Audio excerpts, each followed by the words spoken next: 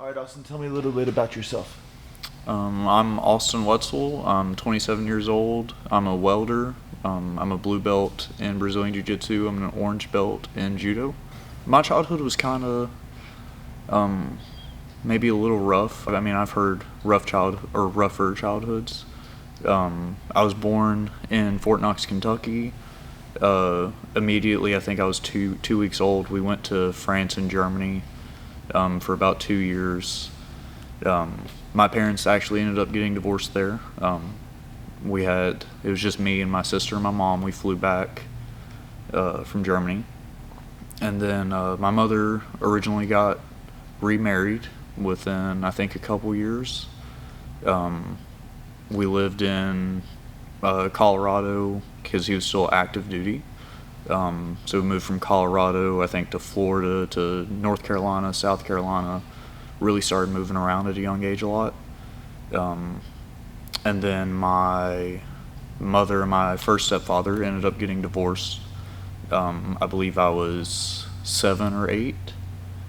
It was pretty quickly after that, my mom, being a single mother and just in a rough situation, I believe she started writing like a lot of bad checks and stuff. We actually ended up fleeing from Virginia. We were here.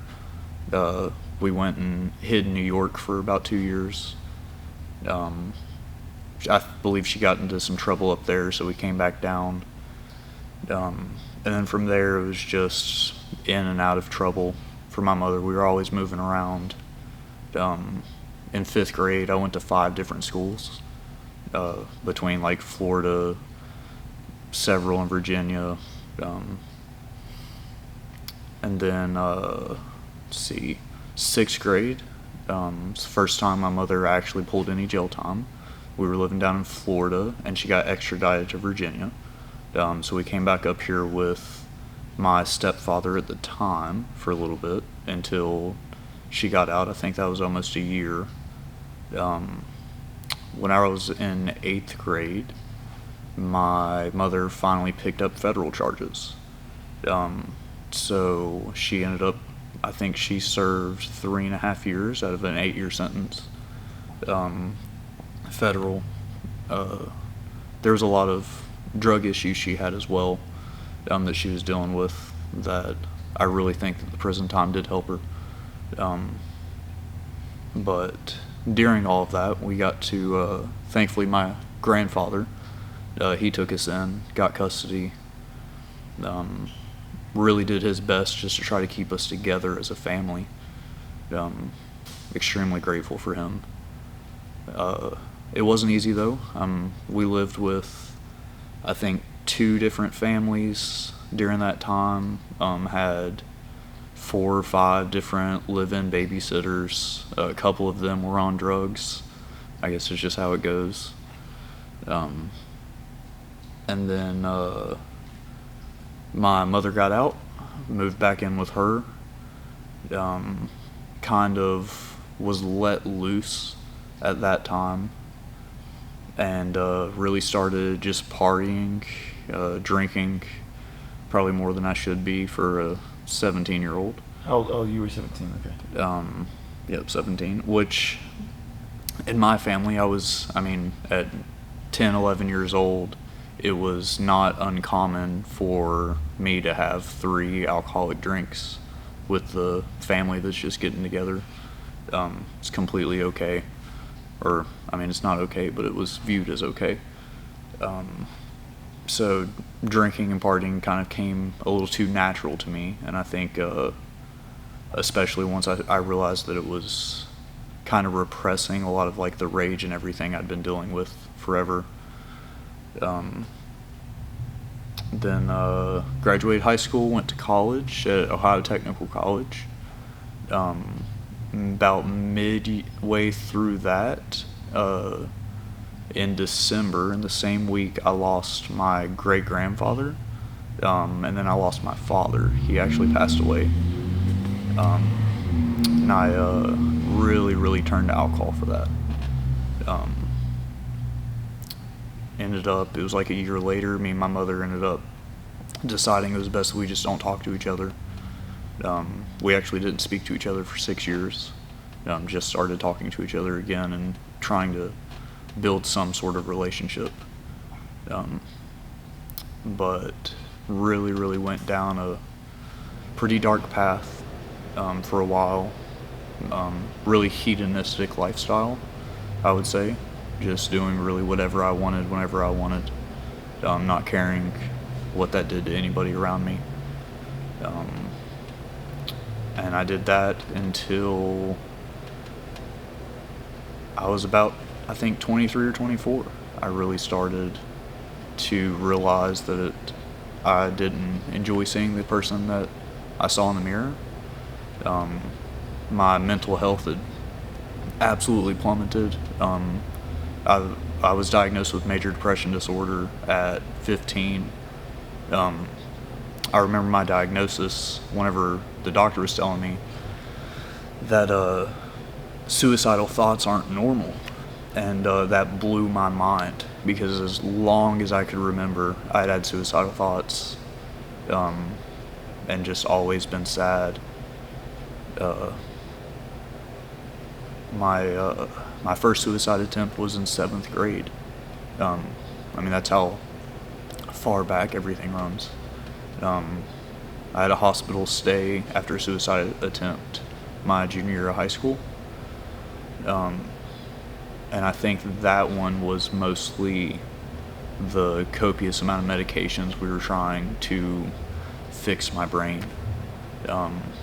When really I just feel like I just needed somebody to listen. I needed physical activity, for sure. It's a big part of my brain. If I can stay busy physically, my brain's calm. But I realized that I wasn't liking who I was, and started listening to people like Jordan Peterson about what a godly man should be. And I kind of fell in love with that idea. I started trying to be more physically active, and was listening to a podcast one day with Tim Kennedy on it, and he was talking about Brazilian Jiu Jitsu, and I think it was 2 weeks later I ended up in the gym, and I remember my first class, I got done, and I walked straight up to Logan and I said, you need to tell me how much this cost, because I'm already addicted to it, and if I can't afford it, I can't come back. I've been doing jiu-jitsu now for 2.5 years, a little over, I think. I think that I'm an absolutely completely different person. I went almost 2 years, maybe a little over 2 years, without a single drop of alcohol. I've gotten to where now I've learned moderation. Sometimes a little bit of a good thing can still be a good thing. But I've learned patience. I've been blessed to be around good fathers in this gym. It's very big. Something I never really seen or experienced in my life. And thankfully, I'm getting married here soon, and I have a stepson.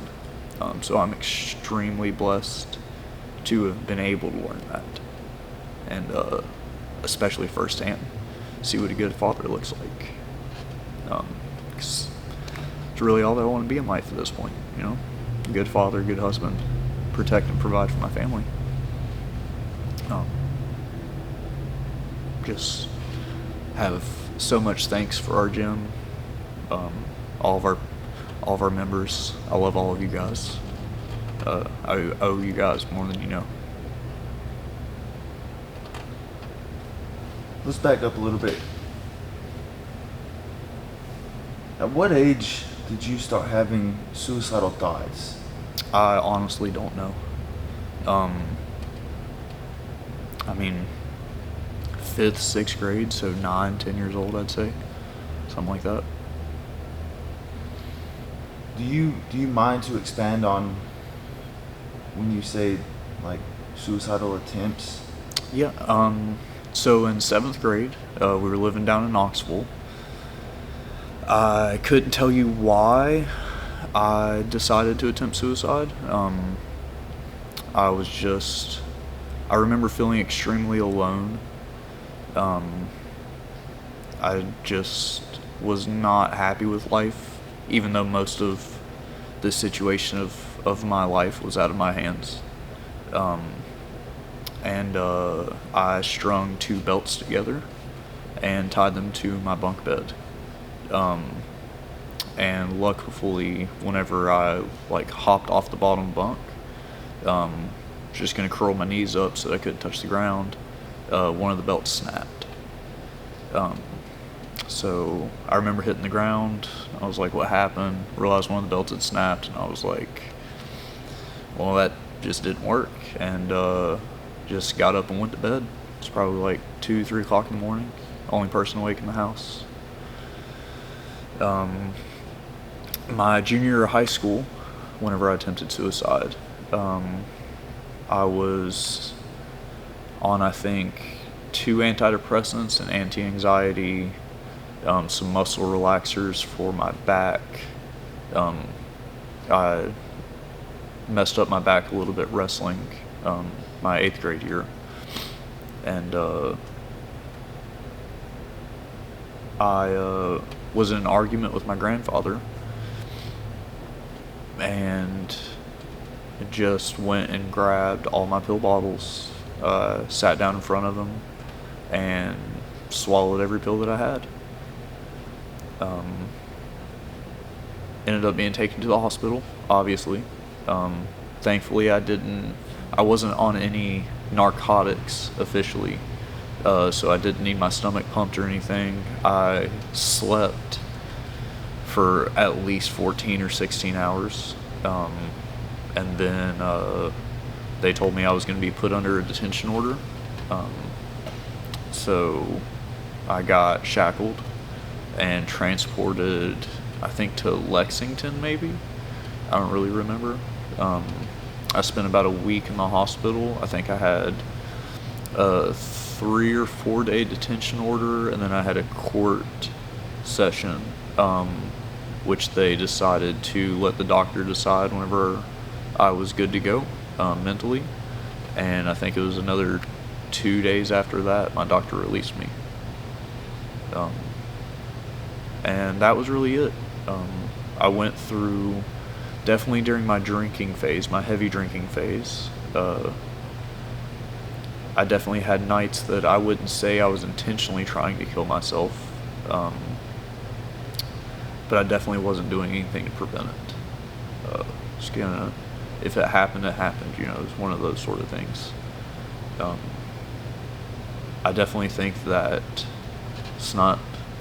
I'm not a doctor, I can't give advice, but for my brain and everything, I've not found a medication that works.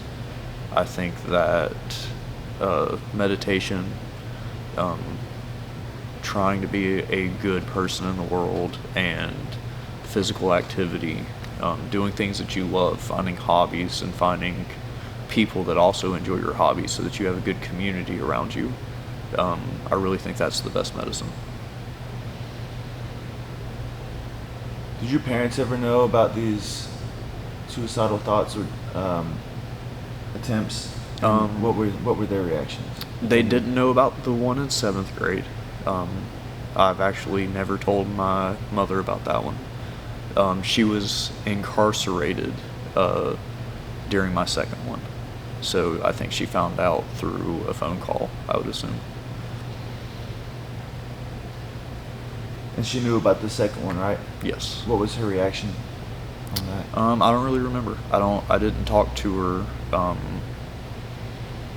probably till a month afterwards, so I don't really remember us even discussing it. So it seemed like you were kind of alone in your childhood. Yes, I always felt pretty alone. No real parental guidance. Yep. When you say you were a heavy drinker and you started at an early age, did you drink from 10 years old? until I would say when, or I would say at least the age of 10. Like I said, my mother, she was a very young single mother, so she would have get-togethers all the time, or we'd be over at friends' houses. I mean, a cup of Mountain Dew and vodka, Smirnoff ices, 2 or 3 of those wasn't uncommon at all. As a teenager, it was, as long as you're inside my house, it's okay. I had never really gotten drunk, but I mean, I had definitely like felt an alcohol buzz before then. But as soon as I was able to drive myself to a house party, I think that was the first time that I blacked out. It was very common for me as soon as I started partying in high school that I was going to drink until I threw up. It's just how I always was.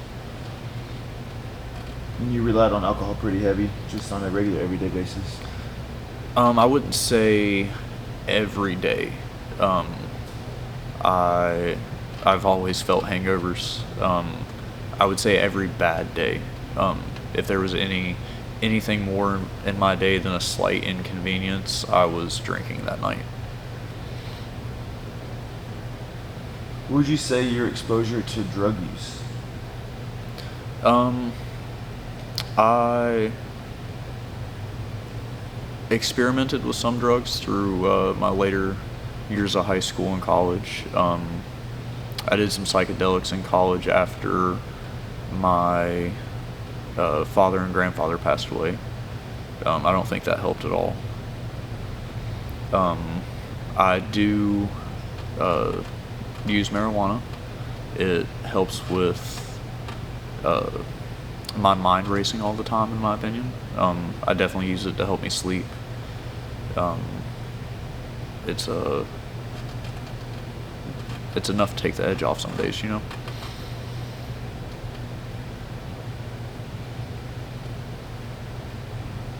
What advice would you have to young people going through depression? If you could talk them through it, and if somebody was in the same position that you were? Try to find somebody that will listen to you, like honestly listen.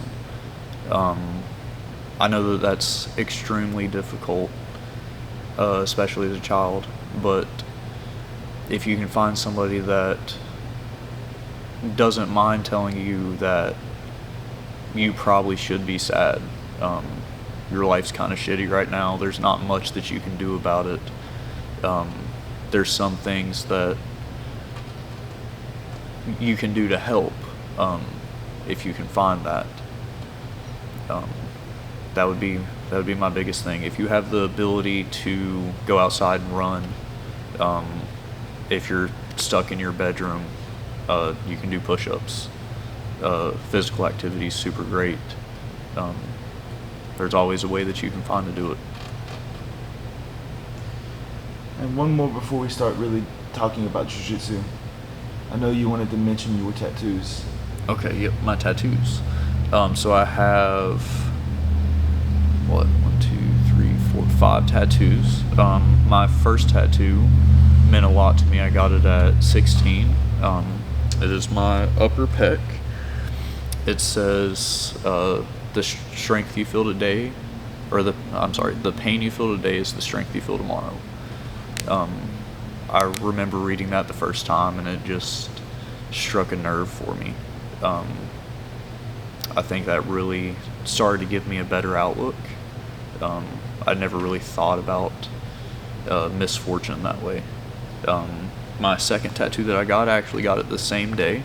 So I got my pec done, and I said, well, that didn't hurt at all. I said, if you've got time, let's go ahead and do another one. So my tricep says, I'm fine.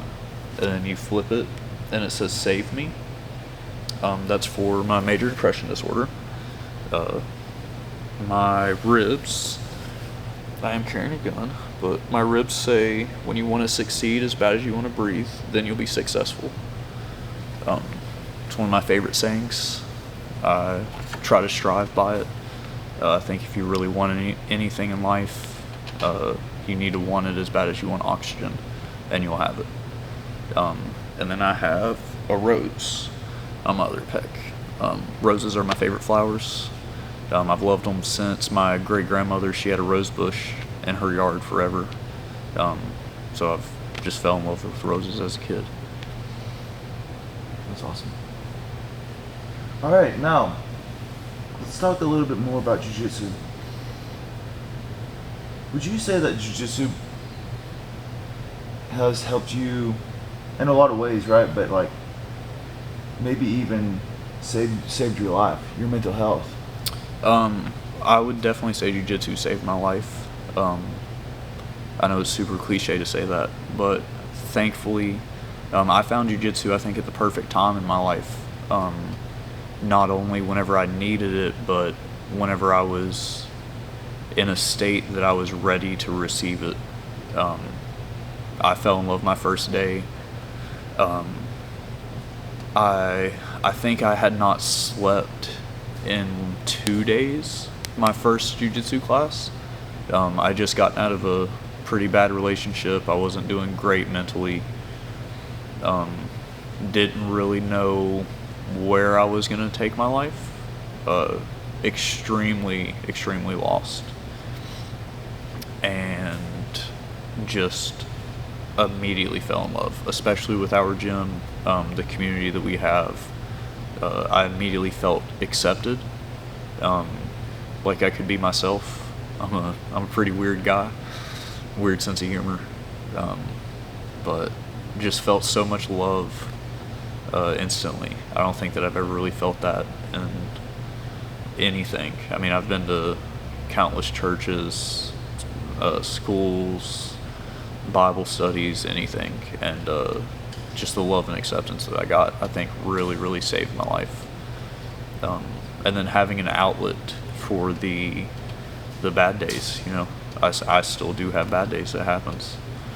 But just being able to come in here and put my brain on pause for a little bit, you'd be amazed by even the solutions that you come up with for problems that you're having in life, just by being here in the mats and not thinking about it for an hour and a half, 2 hours.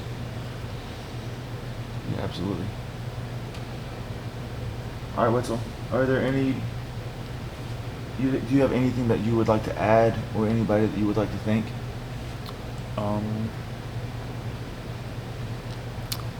I'd like to thank myself. I've always been there for me. I'm very proud of myself about the man that I'm turning into, trying to become. My future wife, Allie, I love you more than anything. Super thankful for her and my son Carter. My grandfather for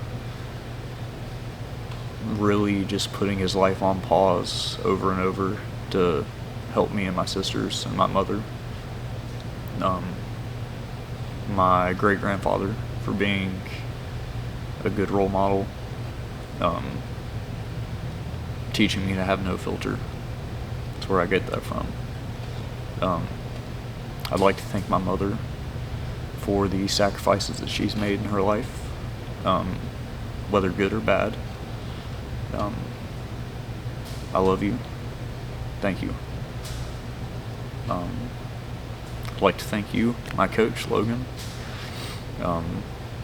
all of our teammates here at Bristol Jiu Jitsu, other gyms that I've trained at. I love all of my teammates. I know that I can be a dick sometimes whenever we roll, but I'm a small guy. I don't have a choice. I do have so much love for you guys in my heart. Thank you, Wetzel. That was beautiful, man. Thank you, Coach. Appreciate it, brother.